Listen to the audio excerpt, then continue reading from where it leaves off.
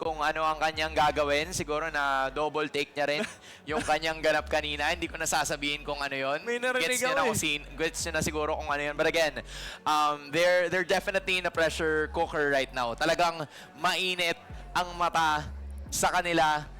Just given the fact that, you know, they were thinking, they've had a lot of strategies in mind. Oo. Pero so far, hindi gumana. You had the Lilian game number 1 and then the Fredrin in game number 4. Kumbaga, ganito rin yung ginawa nila sa SRG kahapon. Yung parang kahit anong baon na dala ng SRG, hindi naging sapat. Ngayon, pinaghandaan nila yung FNOP. May gumana namang isa. Kaso after that last game, medyo mawawala ka ng pag-asa kasi, I mean, sure, binigyan mo ng comfort dito yung FNOP, pero pinakita sa'yo yung difference ng level yung dalawa. For the longest time.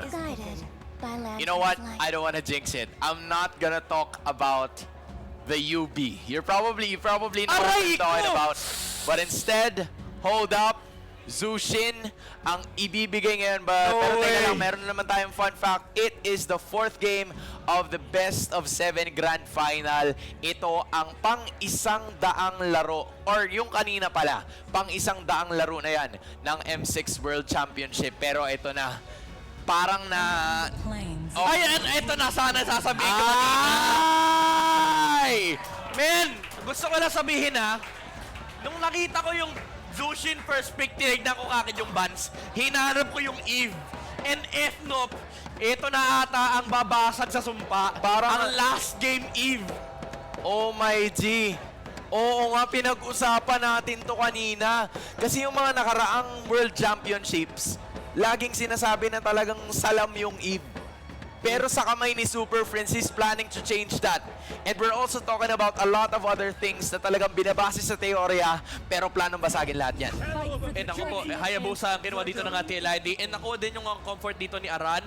Pero they are gonna be playing up against the Eve. I mean, yung Hayabusa meron siya mobility. Pero ito na yung Eve ni Kirk.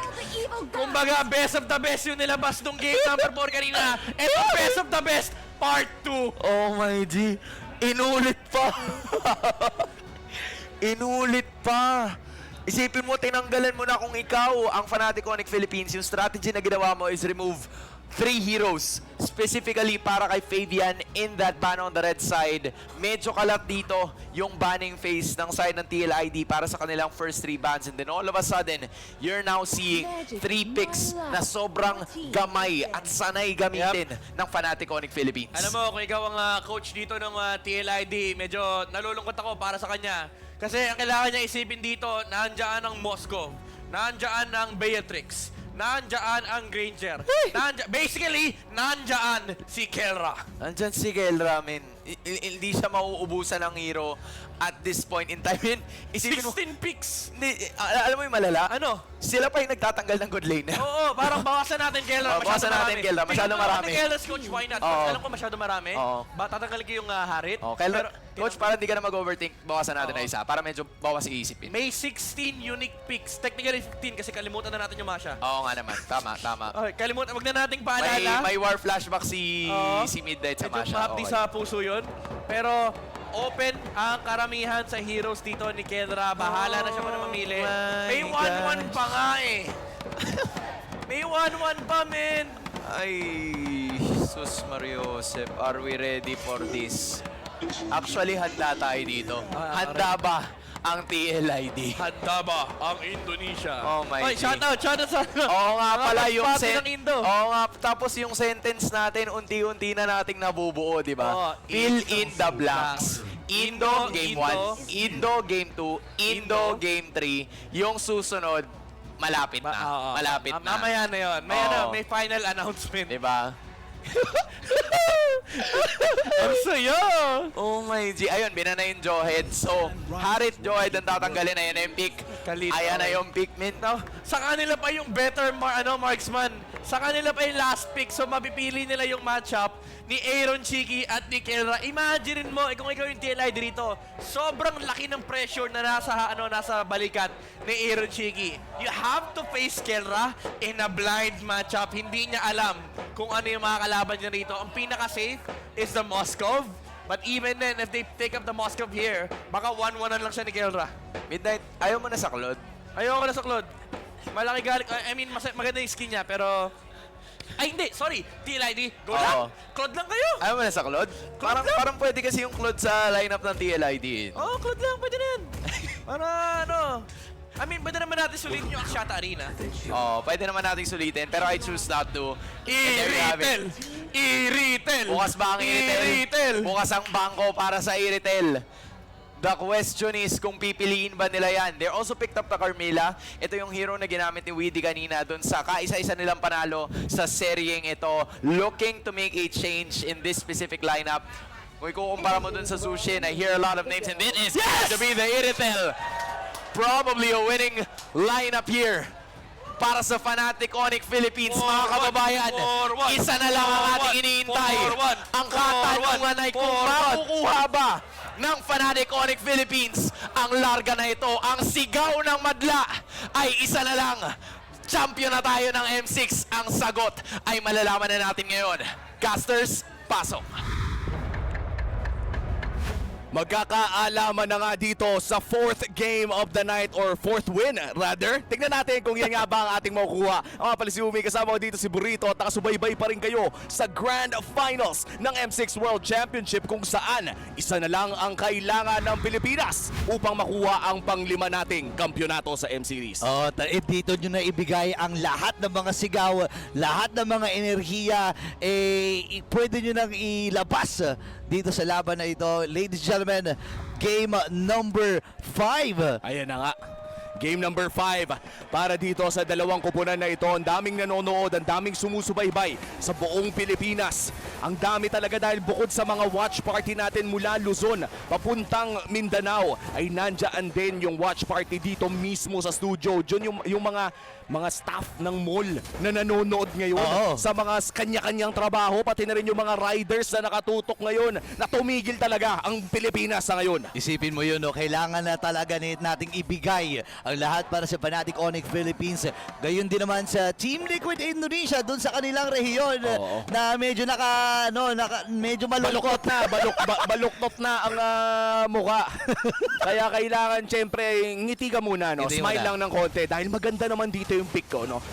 Real analysis medyo maganda para ang draft dito ng Team Liquid ID dahil ito yung winning draft nila kanina, no?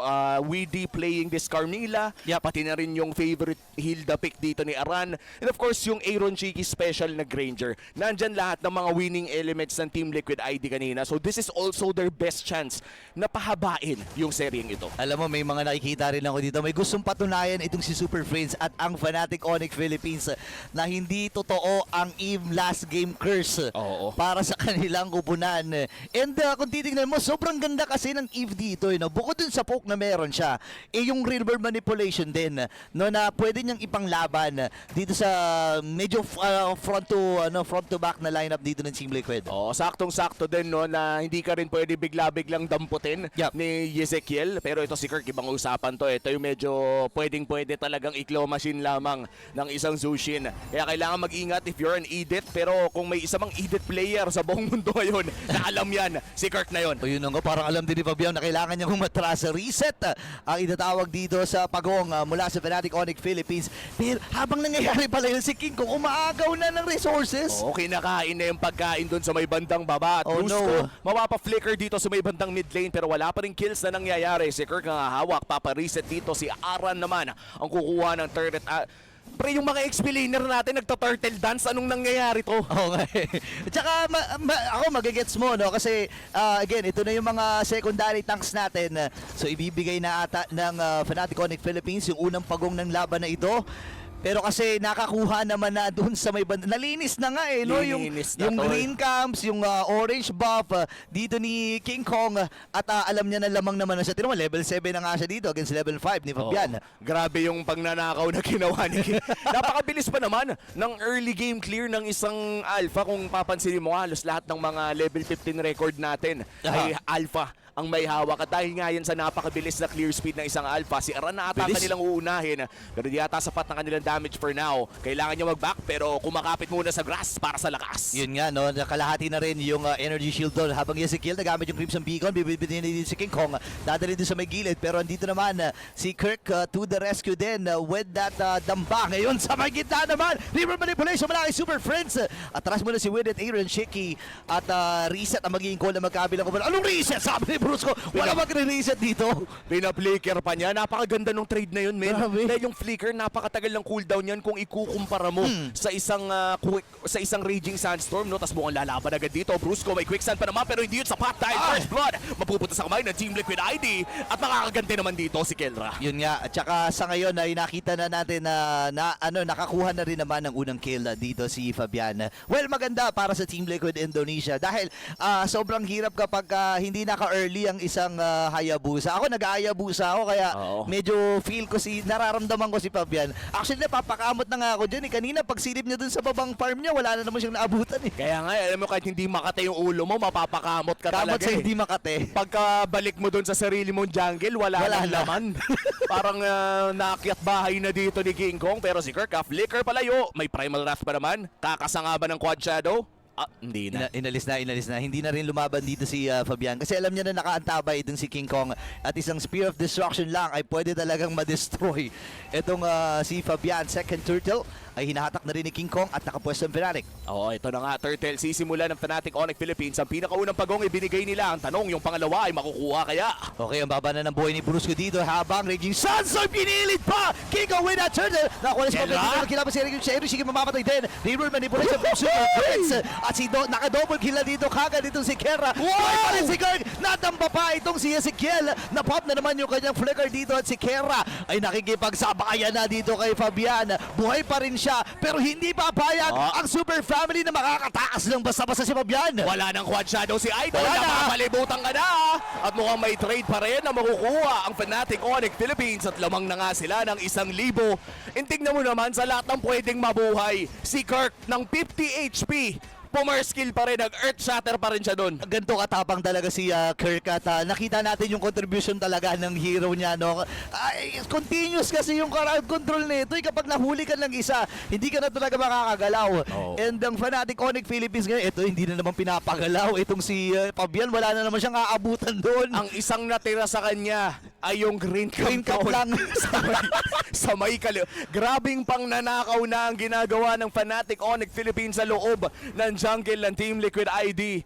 Literal parang tira-tirang ayuda na lang yung nakuha ni Fabian. Kasi Chiki pa ang pulutan sa baba. Oh my gosh! Napuruan siya doon ni Kera at nilinis na lang ni Brusco. Pero si Brusco ngayon ang kanyang pupuntirahin. Andito rin naman si Kera. Reggie Chancellor na nagamit din dito ni Brusco. Ngayon ay hawak naman ng Fnatic Onyx Philippines ay medyo okay na lead at naagaw pa rin at nakuha ni Fabian yung kanyang purple buff. Napakaganda nito para sa Fnatic Onyx Philippines. Alright. Real world na gamit na. Napilitan na rin ang Spear of Alpha. Pero mukhang may magandang trade. Okay, Curse of Blood nagamit dito Luigi pero walang damage. Sabi nila dito nang walang damage. Andito ang damage namin. Dalawa kagad na patumba. Make it 3 dahil si Fabian ay nakadalawa din doon sa laban na yun. Grabing pakilig yung ginawa ng Curse of Blood doon ni Weedy. Ganun pala yung interaction when you're playing Zushin as well. Kapag na Curse of Blood kayong tatlo, tas may naangat na isa, sabay-sabay kayo lahat talon kahit hindi New Year. Oo nga, nabit-bit talaga, no? And ngayon, si Kirk naman ang bibit-bit. Nakikipagsabayan siya dito sa 4 na miyembro. Actually, 5 miyembro ng Team Liquid. Nakaiwas din, pero mabibit-bit siya dito. And Fabian, nakasecure na ng 3 pagong at kill din para dito kay Ezekiel. Napakagandang play mula sa Team Liquid ID. Nakita na nga natin na nakat ang gold lead dito ng Fnatic Onyx Philippines mula 2,000 ay umabot na lamang ng 800. Dalawang magandang play na magkasunod ang ginawa ng Team Liquid. Ano kaya magiging response ng Fnatic Onyx Philippines dito? Here comes the Raging Sandstorm. Tatama lamang sa isa. Pero yung Shadow Kill ay kakasa na rin. Pero hati-hati ulit ang magkakapatid sa Super Family. Sama-sama sila dito pero may slow push din na ginagawa ang Team Liquid dun sa may top lane. Grabe! Grabe naman yun, men. Talagang palaban eh, no? Sarili mong orange buff ay hindi mo malapitan. Nahihirapan na talaga dito Team Liquid. Pero napablikan rin si Super Blitz pero hindi sapat. Nakakuha na sila dito ng tag-isa. Actually, dalawa laban sa isa ang naging trading doon. Nakalamangan Team Liquid Indonesia. At ngayon ay plano atas nila na dumiretso dito sa may bandang gitna. Buti nila nakabantay na rin ng Super Family. Nagiging maganda ang laro ng Team Liquid ID. I think it's 3 plays already na nagawa nila successfully. At dahil dyan, almost back to even ball game ang ating natutungayan. 8 minutes in, ang nangyari naman ngayon ay Team Liquid ID ang nangahanap ng mga sunod-sunod na play kung saan nakakuha sila ng gold lead pabalik. Fnatic Onyx Philippines, meron din naman silang mga nakukuha pero hindi kasing laki nung mga nakukuha ng Team Liquid ID. They really have to find a way na bukod sa pagnanakaw na ginagawa nila ay makakuha sila ng shutdown kill dito kay Fabian na 5-1 na. Oo nga eh, ito'y nakakatakot. Pinag-usapan pa lang natin kanina yung snowball na meron ang isang Hayabusa na nakuha nga kagad dito ni Fabian. Ngayon si King Kong ay napaatras din at maganda ang ginagawang control ng Team Liquid doon sa may river paakyat. And gitna na ata magiging target nila dito. Fabian ay nakasilip din. Inaantay niya kung sino magre-react. Tsaka maganda rin yung ginagawa dito ng Fnatic Onyx Philippines, no? Parang medyo na nagfa-farm lamang ang side ng kanilang gold laner at nahihirapan talaga ang side ng Fnatic Onyx Philippines na lumaban muna sa team fight, kaya naman ay mukhang farm na lang muna ang kanilang sagot. Yun na nga, no, agaw mo at kuha muna si King Kong dito ng kanyang purple buff. Lord ay available na rin para sa magkabilang kupunan. Pwesto na si Fabian, pero nararamdaman niyo yung hampas ng Lord na yun. Oy, kalahati na to ha, kalahati na. O, kalahati na agad ang Lord si Ezekiel ang kailang uunahin. Makakapag-back up pero si Super Fitz ang unang nawala. Ako naman ay nakagad 4v5 magilaban dito si Koy. Bumaba na yung primer natin nagamit na. Habang si Kera pipirihin dito sa likod. Napakatapang talaga ni Kera pero bibigyan siya ng kupunan ng Team Liquid Indonesia. Atras sila dito. Lord ay nakuha na kagad ni King Kong. At kailangan na nilang umiska po dahil yung misyon nila ay napagtagumpayan na. Nakuha naman na yung Lord pero mukhang papasok ulit dito si Fabian. Quad Shadow is still available pero hindi na niya gagamitin ito. Kakaibang galaw mula sa Fnatic Onyx Philippines. Kadalasan ay XP laner yung papasok sa likod para alagaan yung Lord Pit. Pero this time around si Kelra ang pumasok doon para subukang mang zone. Yun nga lang ay namatay siya pero magagamit pa rin naman nila yung Lord dahil 5v5 ang ating senaryo. Oh, tsaka mababa rin lang naman yung death timer. So yun na lang siguro yung naisip ni Kera. Pero ngayon naisip din naman natin Onyx Philippines. Nabigyan na kagad dito si Winnie. Boy pa rin naman. Habang primer na nagamit ng dito King Kong. Shadow kill. Pinagsaluan ng metro na Fnatic Onyx Philippines. Ngayon tumba si Ezekiel. Save it Fabian. Ngayon wala na rin itong si Aran. Dire-diretso ang Fnatic Onyx Philippines. Dun sa may bandang ibaba naman na magiging puntirya nila. What a raging sandstorm coming in from Brusco. Indo, yan ang sinaing nyo. At kitang-kita yung pag-push nila dito sa intang bandang ibaba. At may Winter's Crown na nga rin dito si King Kong. Mukhang magpupush pa sila pero yung blessing ay nandyan pa rin. Nag-aantay na lamang ng ultimates ng Fnatic Onyx Philippines pero nandyan ang wave clear ng Team Liquid ID. Makakahinga pa ang Team Liquid dito. Dikit ang laban in terms of kill score. Pero ang Fnatic Onyx Philippines, ihinanda at pinakita na nila yung sabihin natin yung pag-manage ng skills na meron sila. Flicker Raging Sandstorm, Reward Manipulation, sobrang sakto talaga dito sa Fnatic Onyx Philippines. And ang Team Liquid, kailangan na nilang piliin yung team fight na ilalaban nila. At kanina parang nakakalamang na nga ulit yung Team Liquid ID pero binaliktad ito muli ng Fnatic Onyx Philippines with a great Lord play. Naging unfortunate lamang na si Kelra yung kinailangan humarap but nevertheless nakagamit pa rin naman sila ng Lord doon sa may bandang ibaba. Wala mang bumagsak na inhibitor turret ay lamang na ulit sa mapa ang Fnatic Onyx Philippines at napakalaking bagay niyan with our upcoming Lord. 1 minuto bago ito lumabas at mukhang kontrolado ng Fnatic Onyx Philippines ang river. Yeah, and nararamdaman natin no, na medyo nag-struggle na rin ang Team Liquid Indonesia na humanap ng mga possible trades. Kasi nga naman ang Fnatic Onyx Philippines, nagiging wise na rin. Nagiging mautak na rin sila dito. Si Brusco na ang binibigay nila doon sa mga frontline or doon sa pag-check ng buhay. Meron si Kera! Grabe naman, napakalarim, river manipulation. At si Ezekiel ay napaatras na nga rin lang. Pasok dito si Fabian! Pero makakalabas ba? Yes! Kaya lang, not for long! Kasi si Kera ay mga pana pa! Sinundan ng pa namin, homing yan! Oh my God! Sinusundan ka pabalik, men! Ang tapang din kasi ni Fabian doon, pinasok ba naman yung 5? At ayan na nga, 4 ang dedepensa para sa Team Liquid ID pero wala tampake ang Fnatic Onyx Philippines dahil Lord ang kanilang puntirya. Nice one, Fabian. Sakto, my lord pa. Ganun lang, Fabian. Ganun lang. Isa pang ganun, boss. Pero teka lang ha, mukhang papasok dito si Weedy. Raging Sandstorm nagamit na rin. Aaron Cheeky nakakapag-free hit pero yung Spear Foul pa nagamit lamang na wala lang. Si Kirk ay matatamaan pa. Si Kelray nandito din. Nagamit na rin niya yung ultimate niya. At si Weedy ay namatay. Dalawa ang tutumba para sa Team Liquid Indonesia habang brusko lamang para sa Fnatic Onyx Philippines. Pabuhay na rin ang Lord.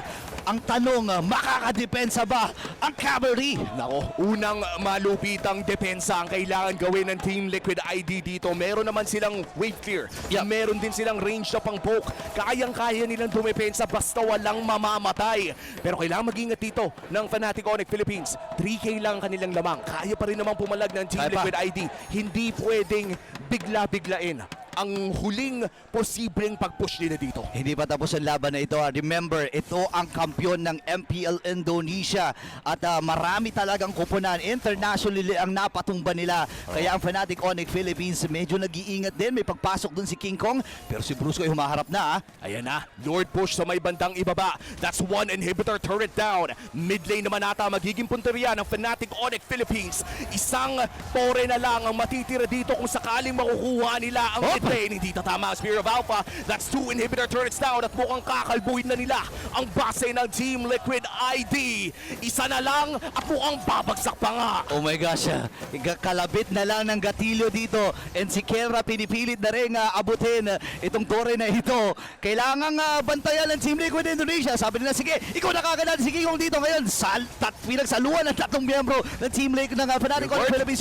Habang pasok ang Team Liquid Indonesia, remember division na gamit din. Oh no!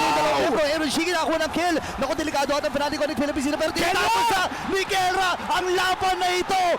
At Kelra, kalma muna. Wait lang, may mga minions pa sila nakasama dito. Tatapusin na nga ni Kelra at ang kasaysayan para sa 5 feet. Fnatic Onyx Philippines. Lakas ng Pinas pa rin ang mananaig. The 5 beat is secured. Nagdidiwang ang buong Pilipinas.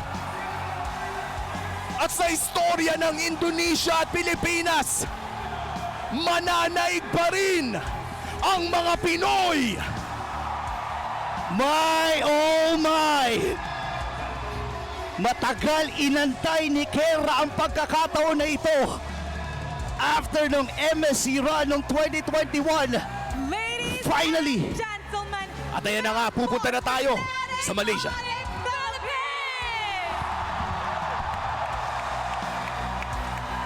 what an epic battle for the final, the real grand final. They're staying at the top and finish to the top.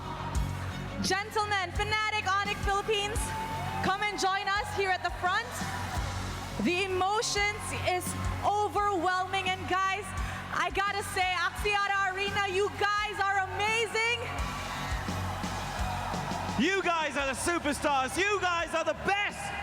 This is the best M series I've ever witnessed in my lifetime. But once again, ladies and gentlemen, your champions. The fight is over.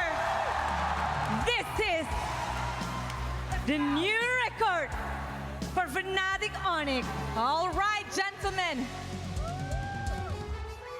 You may now claim what is rightfully yours. In 3, 2, 1. Ito ang lakas ng Pinas. Fnatic Onyx Philippines!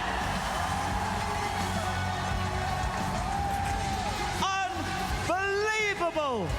Unbelievable. The 5th strip trophy for the Philippines. This franchise has been in the grand final for multiple times. Now, after besting any rival, Fnatic Onyx Philippines have finally finished their story. It's been a roller coaster of emotions and struggles. However, Fnatic Onyx Philippines did not drop a single match this M6. Kelra, come here, halika dito. Kelra, congratulations. From an MSC champion, MPL Philippines, and now you are our M Series champion. What does this victory mean for you? From an M Series champion, tas naging MPL Philippines champion, tas ngayon M Series naman ang napanalunan mo. Anong ibig sabihin ng panalo na to sa'yo? Una-una sa lahat, thank you sa mga pumuntahin, sumuporta sa amin dito, and sa mga nanonood online. Maraming salamat, appreciate namin lahat yun. Okay. He said thank you to everybody watching here in the arena. For those supporting online, they really, really appreciate your support. I have a question as well right now to Coach Why Not. Coach, all these sleepless nights, all the training, all of the work that you've put in, who do you want to dedicate this victory to? Definitely. I mean, I'm quite happy right now, but to be honest, I just really want to go home to my family, kiss my girlfriend. I miss her so much. Hug my kids. But yeah, this, everything, it's for us, definitely, for the Filipinos out there, and the Philippines, but most especially, to my girlfriend, Dorothy. Thank you. That's so cute. I know, Dorothy, hope you're listening right now. Yes, I want to hear something more from the player, Brusco. Can you tell us about your win? This is your first. You won in MPL Philippines. Now, you are the champion of the world. First and first, I want to thank the Sonics fans supporting us, and I want to thank my girlfriend also watching me. Yeah, thank you so much. I love you. That is so sweet and so cute. Now I think everybody is ready to see them get their medals, award prizes that they have won. So to commemorate this momentous victory, please allow me to welcome Mr. Cloud Chang, CEO